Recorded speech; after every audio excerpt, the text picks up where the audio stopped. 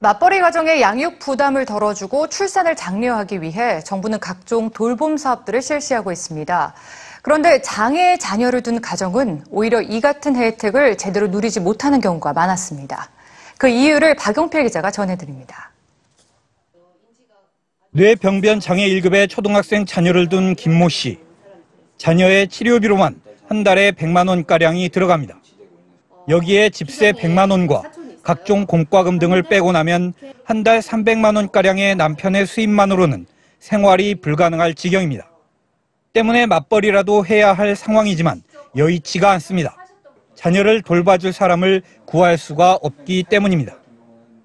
치료비만 해도 거의 100만 원 가까이 되고 세도 거의 100만 원 가까이 되고 그래서 맞벌이를 해야 되는데 솔직히 아이를 맡길 데가 없어요. 정부는 맞벌이 가정을 위해 만 12세 이하의 자녀를 둔 가정을 대상으로 아이 돌보미 사업을 실시하고 있습니다. 하지만 이 서비스는 일반 아동과 일부 경증 장애 아동만을 대상으로 하고 있습니다.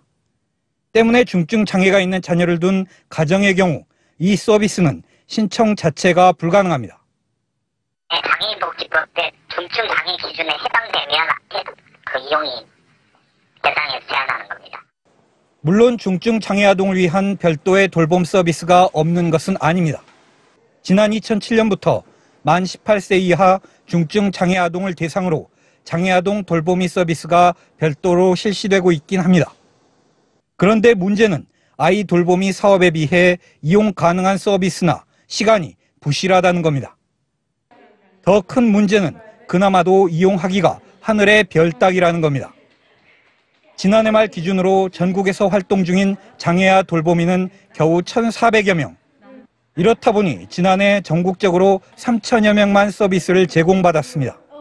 전국의 만 18세 이하 중증 장애인이 7만 4천여 명인 것을 감안하면 4%가량만 이용을 할 수 있었던 셈입니다. 그 1차적인 문제는 이제 예산 때문에 확대가 안 되는 부분이고요. 때문에 일부 학부모들은 일반 중증 장애인을 대상으로 하는 장애인 활동 지원 서비스를 돌보미 대용으로 이용하는 경우도 있습니다.